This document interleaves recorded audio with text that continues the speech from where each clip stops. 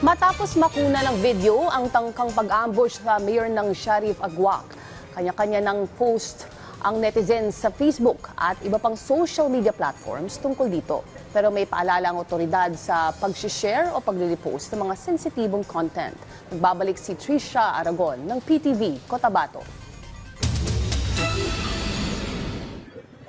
Trending ang ambush incident kay Mayor Muhammad Ahmad Ampatuan at sa grupo ng mga kalalakihan na nanambang sa kanya sa bayan ng Sharif Agwak, Maguindanao del Sur. Kanya-kanya namang post ang mga netizens. Tulad na lamang ng Facebook post na ito na idinaan ang pagbebenta ng sasakyan sa paggaya ng mga naging action ng mga sospek. Ay, kani kibasin natin bayad. Oh, no. Uy! Gusto mo na ako ni RPG hon, manuwala niya akong RPG. Lagot ko dali. Uy! Ano ba? Hibala na ba? Ako balan. Uy! Ako, sakyan na. Uy! Gusto mo na? Lagot ko dali kay nindot kinilang mga sakyanan diri niya. Di ko ka-afford ba?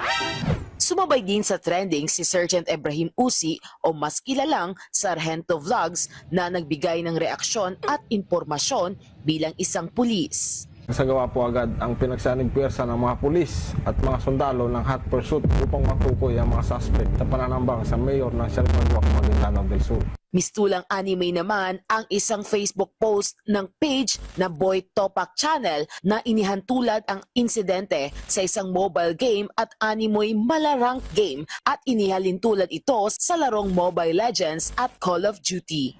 Maging ang ibang bansa ay sinakyan din ito. Mayor of a small town in the Philippines was attacked in an apparent assassination attempt involving a rocket-propelled grenade. The footage comes out of Sharif Agwak, where this white van pulls over to the side of the road. Two men jump out with a rocket launcher and then shoot a grenade at the mayor's car.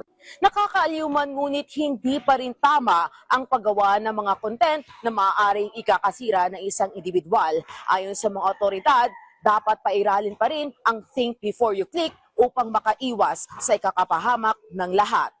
Nagbigay naman ng babala si Police Regional Office Bangsamoro Autonomous Region o ProBar Police Captain Steffi P. Salanggit. Paalalahanan yung lahat na mag-ingat po sa pagpo-post, pag-share at pag-comment sa social media. Yung mga maling information po or biro o mga speculations na pwedeng magdulot po ng misunderstanding, misinformations or takot. Madalas po kasi nakaka-apekto po ito sa isinasagawang investigation. Mula dito sa Bangsamoro Autonomous Region in Muslim Mindanao, ako si Trisha Aragon para sa Pambansang TV sa Bagong Pilipinas.